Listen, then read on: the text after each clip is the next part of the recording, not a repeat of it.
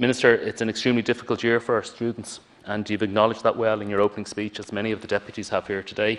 And it's across the entire education system for all ages of students that there's difficulties. And I acknowledge that the staff and the teachers and the lecturers and the support and the administration staff and everyone across the department of both education and higher education is working as hard as they can to bring some normality and quality of learning experience to our students, and I thank them for that work.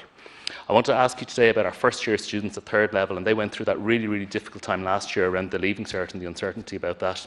They're mostly sitting at home in their bedrooms on Zoom meetings. They're experiencing another very difficult year in their education, and they're missing out on those really important aspects of first year in college, that social aspect, that meeting new friends and sports and that on-campus activity, and the parts that help students adjust to that new educational cycle. And first year is often more about the subject matter that you're studying, that whole adjustment to a new way of learning. It's nobody's fault these aspects are not available now, and hopefully they make up for it over the time of the remainder of their degree.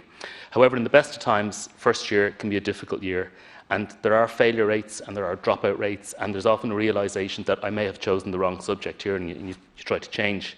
And Minister, I'm concerned. I've spoken to students, I've spoken to parents, and I'm worried that we may have a higher dropout rate this year than previously, due to COVID and due to that fact that it's really hard to do lectures and to do coursework from your bedroom. I note you said there hasn't been a higher dropout rate, but I would ask you to keep a close eye on that, because it's this period, it's after Christmas, it's that term January through to April that you do get that dropout rate. There are difficulties too, obviously, with second and third and final year students around project work, group work and placements. So, Minister, what I'm concerned is that there hasn't been enough direct communications with the students, and maybe you can correct me on this, but I get the feeling from talking to them, a lot of them feel isolated and that they're on their own in this and they're the only one having this difficulty, when in fact we know from the amount of emails and contact we get that it's across the board. A lot of them are struggling, and I think if they all knew how many of them were involved, and we're all in this together. So, Minister, I'd ask that yourself and Minister Foley and Minister Collins would in some way communicate directly to our students across the country to say to them, we know how difficult this is for you. We realise that you're under stress and having to work in ways that are not ideal, that you're not alone in this. We acknowledge that you need help and support, and that we will provide that for anyone that needs it.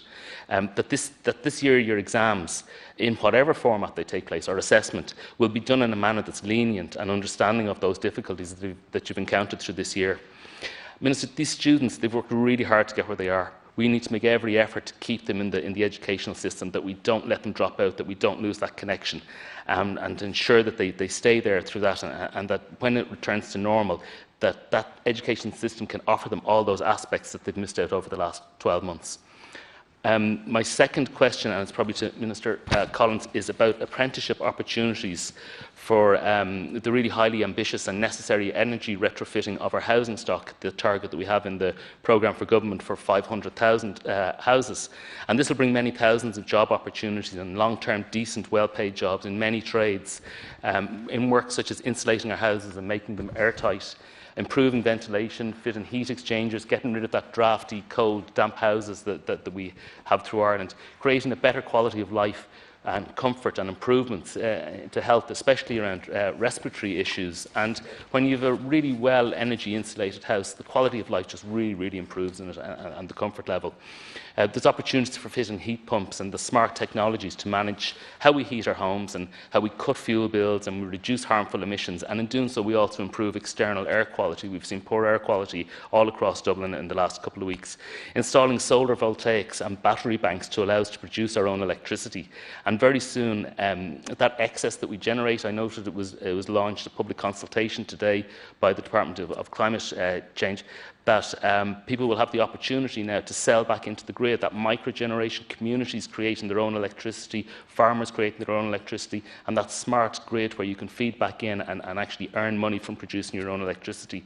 There's also the opportunity for our EV, as we roll out a fleet of electric vehicles. They can work in two ways. They can be charged from that solar power, or they can feed back into the grid. There's technology there for that.